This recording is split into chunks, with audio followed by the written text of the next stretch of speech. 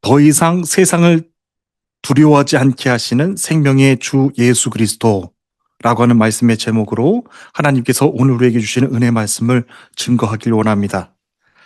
하나님께서 오늘 우리에게 주시는 요한복음 9장은 예수께서 길을 가실 때라는 말씀으로 시작이 됩니다.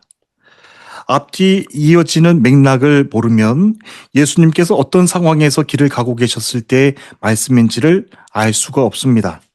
이 표현의 말씀은 오늘 본문 바로 전 구절인 요한복음 8장 59절 말씀, 예수께서 숨어 성전에서 나가시니라는 구절의 말씀과 이어지는 바로 본문의 말씀입니다. 8장 후반부로 잠깐 돌아가서 보면 예수님은 아브라함이 나기 전부터 내가 있느니라 라고 하는 말씀을 선언하셨는데요. 이에 격분한 유대인들이 신성모독으로 간주해서 돌을 들어서 예수님을 바로 치려고 한 상황이었습니다. 이제 곧 사형이 집행되는 죄수들에게나 행했던 돌을 들어서 쳐서 죽이려고 한 그 일촉즉발의 상황이었으니까 그때 분위기가 얼마나 유대인들에게 살기가 가득했었을까 상상이 되는 본문의 말씀입니다. 사도행전 7장에서도 스데반이 분노한 군중들에게 성전 밖으로 내쳐서 돌에 맞아 죽는 장면이 기록되어 있는데요. 본문의 상황이 꼭 그때와 같은 상황입니다. 예수님 당시 유대는 로마의 식민 통치를 받고 있었는데 사형 집행권만은 로마 총독에게 그 권한이 주어졌습니다. 그래서 예수님이나 스데반에게 돌을 든 행위는 엄연하게 로마법에서도 명백하게 불법으로 규정하는 폭동이었습니다. 그런데 로마 당국은 유대인들의 종교적 감정을 자극하지 않고 체제를 유지하기 위해서 신성모독이라고 여겨지는 일에 대해서만큼은 돌로 쳐서 즉결 처형하는 것을 암묵적으로 눈감아 주었습니다. 결국 스데반은 신성모독죄로 유대인들에게 돌에 맞아서 그 현장에서 그 어떤 법의 보호도 받지 못하고 그 자리에서 죽음을 맞게 된 것입니다. 그러니까 위치적으로 보면 예수님도 스데반과 같이 신성모독으로 돌에 맞아 죽을 뻔한 일촉즉발의 아주 위급한 위기의 상황에서 숨어 성전 바깥으로 나가신 것이 바로 직후의 말씀이 오늘 본문의 말씀인 것을 알 수 있습니다. 바로 그때 예수님께서 길을 나가실 때 날 때부터 앞을 보지 못하는 맹인 한 사람을 보셨습니다. 여러분들 1절 말씀을 다 함께 읽어주시면 감사하겠습니다. 1절 말씀을 읽겠습니다. 시작. 예수께서 길을 가실 때 날 때부터 맹인된 사람을 보신지라. 아멘. 본문을 기록한 요한은 이 사람이 태어날 때부터 맹인이었다라고 하는 것을 기록하고 있습니다. 그런데 여러분, 요한이 이 사람이 태어날 때부터 맹인이었다라고 하는 것을 어떻게 알고 있었을까요? 이는 예수님의 제자들이 그 이전부터 이 맹인에 대해서 잘 알고 있었다라고 하는 것을 암시해 주는 말씀입니다. 그런데 흥미로운 것은 제자들은 이 사람을 날 때부터 태어난 맹인이었다라고 하는 것을 잘 알고 있었으면서도 불구하고 모른 채 하고 그냥 지나치려고 했다라고 하는 겁니다. 그런데 예수님은 그 앞을 보지 못하는 사람을 앞에 두고서 그의 앞에 멈춰 서신 상황입니다. 8절 말씀을 보시면 이웃 사람들과 전에 그가 거린 것을 보았던 사람들이 이르되 이는 앉아서 구걸하던 자가 아니냐라고 하는 말씀을 기록된 것을 보면 예루살렘에 거주하는 사람들은 그가 누구였는지 그리고 태어날 때부터 앞을 보지 못하는 맹인이었다라고 하는 것도 알았거니와 또 그 이미 소문을 들어서 잘 알고 있었다라고 하는 것을 보여주는 말씀입니다. 그러니까 이 사람이 시각장애인으로서 받은 멸시와 천대, 수모도 제자들이 익히 들어서 그리고 또한 보아서 알고 있었을 가능성이 매우 크다는 것입니다. 구약 시대에도 그랬지만 예수님 당시에도 앞을 보지 못하는 시각장애인들에 대해서는 아주 가혹했습니다. 9장 2절 말씀을 다 함께 읽겠습니다. 9장 2절 말씀을 다 함께 읽겠습니다. 시작. 제자들이 물어 이르되 라피여 이 사람이 맹인으로 난 것이 누구의 죄로 인함이니까 자기니까 그의 부모니까. 아멘. 특별히 하나님의 형상으로 창조된 인간에 대해서 장애를 가지고 태어난 사람은 유대교에서는 하나님의 형벌이자 죄로 여겨졌습니다. 제자들도 예수님께 그것을 여쭤본 것이죠. 라삐여, 이 사람이 맹인으로 난 것이 누구의 죄로 인함이니까? 자기니까? 그의 부모니까? 라고 물었습니다. 이런 제자들의 모습은 비단 한 개인의 물음만은 아니었습니다. 레위기 21장 18절부터 21절의 말씀을 보면 누구든지 흠이 있는 자는 가까이 하지 못할지니 곧 맹인이나 다리 저는 자나 그 외 육체의 장애를 가진 자들은 여호와께 화제를 드리지 못할 것이니라 라고 하는 말씀이 기록되어 있습니다. 이 말씀이 기록되어 있는데 그래서 이와 같은 장애를 가지고 태어난 사람들, 장애를 가진 이들은 아예 하나님의 성전에서도 들어가 화제를 드릴 수 없다, 제사를 드릴 수 없다라고 유대인들은 여겨왔다는 겁니다. 그러니까 예루살렘에 거주하는 유대인들은 나면서부터 앞을 보지 못하며 살아온 이 사람을 얼마나 하나님의 말씀으로 정죄하고 또 심판했겠습니까? 사람들은 그를 지나가면서 하나님께 저주를 받아 태어난 사람이라고 하면서 그를 철저하게 죄인 취급을 했을 것입니다. 인간은 하나님의 형상으로 창조된 아름다운 존재인데 장애를 가지고 살아가는 이들에게는 그 안에서 아름다우신 하나님의 형상을 발견할 수가 없는 존재들로 여기며 더 정죄했습니다. 이 맹인을 함께 발견한 제자들이 예수님께 그와 같은 질문을 던진 겁니다.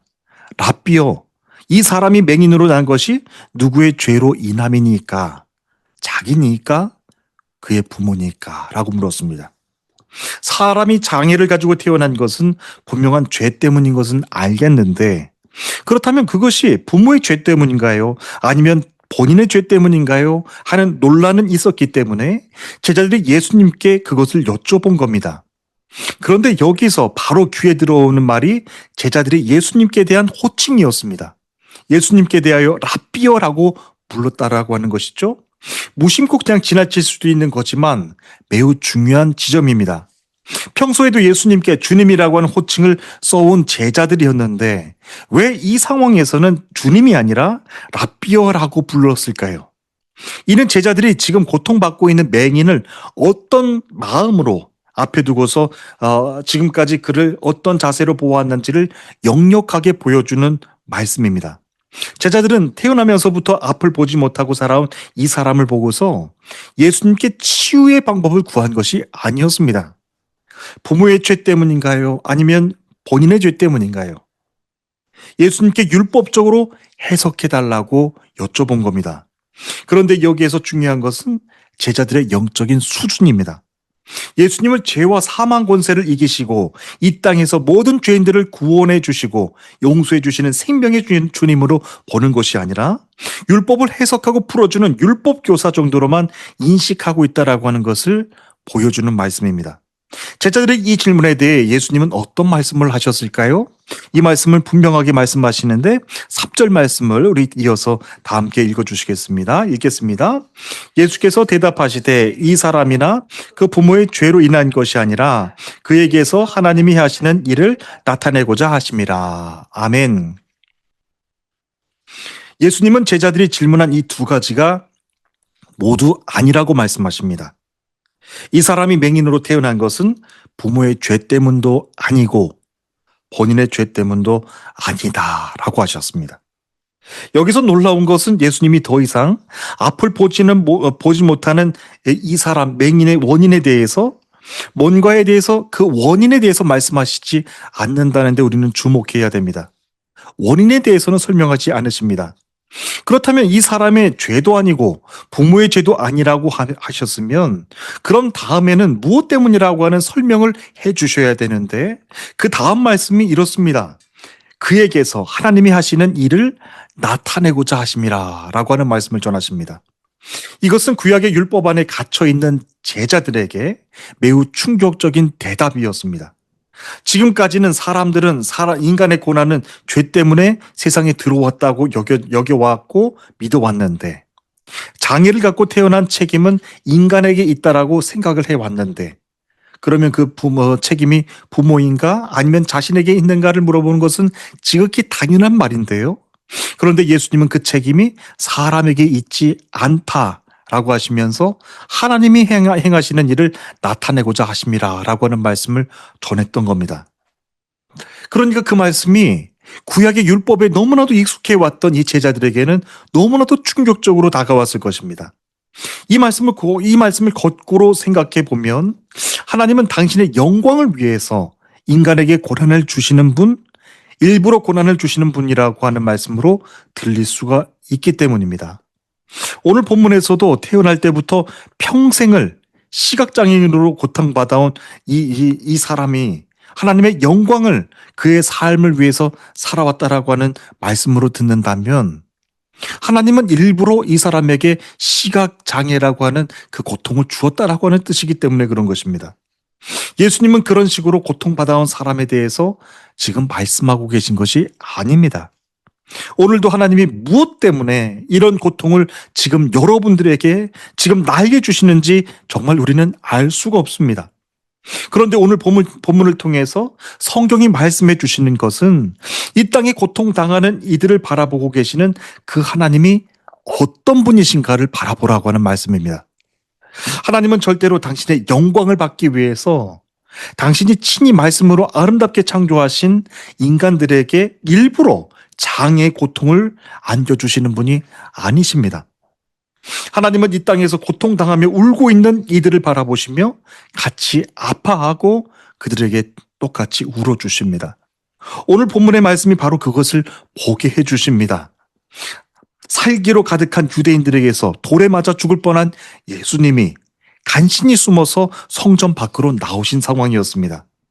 한 인간이 자신의 목숨을 잃을 뻔한 상황에서 간신히 숨어서 나왔다라고 하면 보통 그와 같은 상황에서는 최대한 빨리 그 위험한 곳으로부터 최대한 멀리 도망쳐야 맞는 말입니다. 그런데 예수님이 그와 같은 심정을 가지고 성전 바깥으로 간신히 몸을 피해서 나와 계셨는데, 그때 길을 가고 계셨는데 날 때부터 앞을 보지 못하고 평생을 고통당하면서 살아왔을 한 맹인을 주님이 먼저 바라보신 겁니다. 예수님은 그 맹인을 바라보실 때 제자들처럼 누구의 죄 때문인가 하는 마음을 가지고 바라보지 않으셨습니다. 오히려 하나님이 당신의 생기를 불어넣으셔서 창조하신 그 아름다운 창조물로서 궁휼한 마음으로 그를 바라보셨습니다. 예수님은 본문 이전 장인 8장 12절을 보시면 나는 세상의 빛이니 나를 따르는 자는 어둠에 다니지 아니하고 생명의 빛을 얻으리라 라고 말씀하십니다. 이것이 주님의 마음이셨던 겁니다. 그런데 우리가 8장 말씀을 자세히 들여다보면요, 그 빛은 유대인들에게서 배척을 받고 심지어 그 유대인들은 자신의 몸을 숙여서 돌을 들어 그 빛을 죽이려고까지 했습니다. 그런데 9장으로 들어와서 보면 그 빛은 자신의 몸을 숙여서 침을 뱉어서 진흙을 이겨 맹인의 눈에 발라주시면서 그의 눈을 뜨게 하시는 그 본문의 말씀, 그 장면이 서로 겹쳐서 다가오는 겁니다. 이 말씀이 8장에서 9장의 상황으로 연결되는 겁니다. 그리고 예수님은 8장에서 말씀하신 그대로를 이 맹인에게 그대로 행하셨어요. 나는 세상의 빛이니 나를 따르는 자는 어둠에 다니지 아니하고 생명의 빛을 얻으리라 라고 하신 8장의 말씀을 이 9장에서 맹인을 통하여서 성취하셨습니다. 여기에서 절대적으로 중요한 것이 한 가지가 있습니다. 예수님은 절대로 누구의 죄 때문에 자녀가 고통당한다라고 하는 말씀을 하지 않으셨다라고 하는 것이고, 또 한 가지 더 우리가 알아야 될 것은 나는 세상의 빛이라고 하시면서 나를 따르는 자는 어둠에 다니지 아니하고 생명의 빛을 얻으리라라고 하신 이 두 가지 말씀입니다. 따라서 우리가 고난을 당할 때도 바라봐야 되는 것은 지금 내가 이렇게 고난당하는 원인이 무엇인지, 내 아내 때문인지, 내 남편 때문인지, 내 자식 때문인지, 아니면 나 때문인지 원인을 밝혀내는 것이 중요한 것이 아니라, 원인을 따져서 알아내는 것이 중요한 것이 아니라, 나에게 더 이상 어둠에 다니지 않도록 생명의 빛으로 와 계신 예수님이 지금 고통당하고 있는 내 현장 안에 나를 궁휼한 마음으로 바라보고 계신다라고 하는 것을 우리가 다 같이 봐야 된다라고 하는 거예요. 오늘 본문의 말씀은 우리들에게 그것을 바라보라고 요청하시는 말씀입니다. 그래서 나에게 생명의 빛으로 오신 그 예수님의 선하심을 절대적으로 신뢰하고 주님이 인도하시는 대로 나아가는 겁니다. 오늘 본문에 나오는 맹인은요, 정말 우연으로 주님을 만난 겁니다. 그런데 주님은 우연히 그 사람을 만나신 것이 아닙니다. 사람들에게서 온갖 저주의 말을 들으면서 평생을 고통으로 살아온 그 맹인을 주님은 궁휼한 마음으로 그를 바라보고 계셨어요. 그래서 그에게 하나님이 하시는 일은 단순히 그가 육체에 눈을 뜬 것만은 아닙니다. 자기에게 참 생명을 주시는 예수님을 인격적으로 만나게 해 주시는 거예요. 요한복음 9장 이 한 장에서는 이 사람이 예수님을 향한 고백이 서서히 달라지고 있다라고 하는 것을 보여줍니다. 여러분, 요한복음 9장 11절 말씀을 보십시오. 맹인은 예수님에 대해서 예수라는 그 사람이라고 하면서 오늘 본문 말씀이 이제 시작이 됩니다. 그리고 17절에 가서는 선지자라고 하면서 그의 고백이 달라지죠. 그리고 33절에 가서는 하나님께로부터 온 자라고 고백을 바꾸더니 이제 38절에 가서는 주여 내가 믿나이다 라고 하면서 절하는지라 라고 하는 말씀이 기록이 되어 있습니다. 자기가 몸으로 처음으로 주님을 만났고 자기에게 생명의 빛으로 오신 예수님을 보게 된 바로 그 자리에서 자기도 모르는 사이에 자기도 모르게 예수님께 엎드려 절하는 자기 모습을 보게 하는 거예요. 여러분, 이것이 정말 주를 예비하는 겁니다. 에베소서 5장 8절 말씀입니다. 너희는 전에는 어둠이더니 이제는 주 안에서 빛이라 라고 하셨어요. 주님은 우리를 보고 빛이라고 말씀하시는 거예요. 이전에는 어둠이더니 이제는 주 안에서 빛이라 라고 하셨어요. 영원한 하나님 나라의 백성이 되게 해주신 것, 그것이 이 사람을 향하신 하나님의 일이셨는데 이 사람을 향해서 이제는 빛이라 라고 해주시는 겁니다. 이제 이 사람은 영과 육체를 뜨고서 자신을 구원해 주신 예수님을 볼 수 있게 된 것이죠. 지금까지 겪어왔던 모든 삶의 고통의 문제, 영의 문제, 모든 외로움의 문제, 고립의 문제가 다 해결된 겁니다.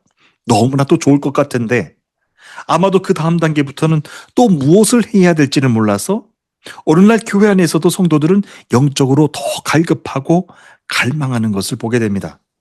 그 다음부터는요, 자기가 내 마음대로 사는 것이 아니라 예수님의 제자로 사는 것이 중요합니다. 다름 아닌 본문 속 이 사람이 오늘 주시는 말씀을 통해서 우리에게도 큰 믿음의 도전을 하게 합니다. 예수님을 만나기 전 이 사람에 대해서는 성경은 늘 같은 자리에서 구걸하면서 살아온 유명한 거린이었다라고 지금 기록합니다. 예루살렘에 거주하는 사람들은 그가 구걸하면서 살아온 사람이라고 하는 것과 또 태어나면서부터 앞을 보지 못하는 시각장애인으로 살아온 것도 잘 알고 있었습니다.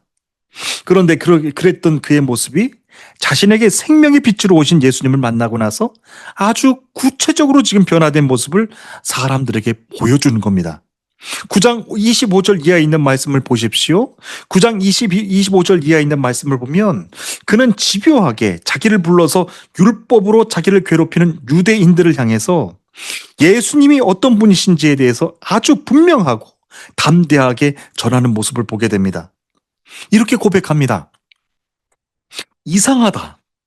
이 사람이 내 눈을 뜨게 하였으되 당신들은 그가 어디서 왔는지 알지 못하는도다. 그가 죄인인지 내가 알지 못하나 한 가지 아는 것은 내가 맹인으로 있다가 지금 보는 그것이니이다. 그들이 이르되 그 사람이 내게 무엇을 하였느냐? 어떻게 내 눈을 뜨게 하였느냐? 대답하되 내가 이미 일렀어도 듣지 아니하고 어찌하여 다시 듣고자 하나이까? 당신들도 그의 제자가 되려 하나이까? 라고 대답을 했습니다. 지금까지 그토록 두렵고 두려웠을 유대인들을 향해서 이 사람이 담대하게 예수님을 알려드리는 겁니다. 당신들도 그의 제자가 되려 하나이까? 라고 하는 말까지 전했습니다. 여러분, 이 말의 뜻은 이 구절 속에 숨겨져 있는 말이 한 가지가 있는데 이 말의 뜻은 당신들도 나처럼이라고 하는 말씀이 숨겨져 있어요. 당신들도 나처럼 그의 제자가 되기를 원하십니까? 라고 하는 말입니다. 이제 더 이상 자기는 예수님을 만나기 전에 그 모습처럼 늘 같은 자리에서 사람들에게 동정심을 구하며 구걸하는 사람이 아니라 자기의 눈을 뜨게 해 주신 그분, 예수님의 제자가 됐다라고 하는 것을 유대인들에게 담대하게 증거하고 있는 것입니다. 첫 번째는 이 사람이 거린의 신분에서 예수님의 제자의 신분으로 달라졌습니다. 이 사람은 태어나면서부터 앞을 보지 못하는 시각장애인으로 평생을 살아오면서 그 어떤 직업도 구하지 못해서 평생을 성전 밖에서 구걸하면서 애통한 마음을 가지고 살아올 수밖에 없었을 것입니다. 그런데 이 사람은 유대인이었다는데 우리는 주목해야 돼요. 이 사람은 유대인이었다라는데 우리는 더 주목해야 됩니다. 단순히 이방인 거지가 아니었습니다.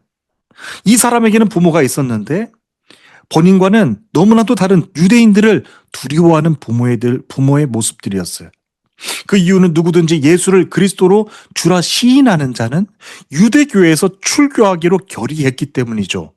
다시 말하면 이 사람은 단순히 거린에서 예수님의 제자로 신분이 달라진 것이 아니라 유대인이었다가 예수님을 만나 그분의 제자가 됐다라고 하는 것을 지금 예루살렘 성 안에 있는 그 모든 거주민들에게 공식적으로 공표하는 말씀입니다.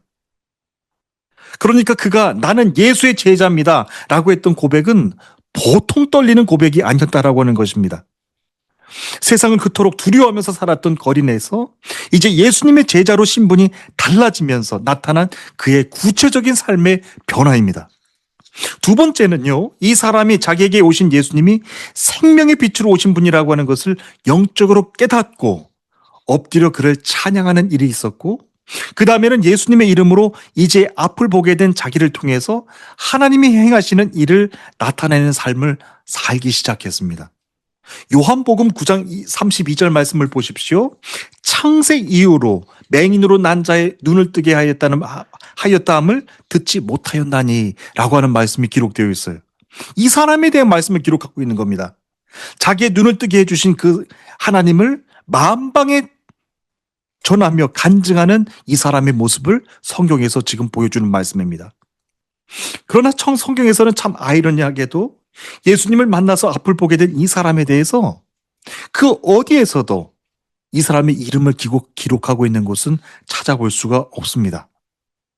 성경 한 장 전체를 할애하면서 이 한 사람에 대해서 전하는데 이 사람이 누구였는지에 대해서는 그 이름 한 자를 지금 소개하지를 않습니다.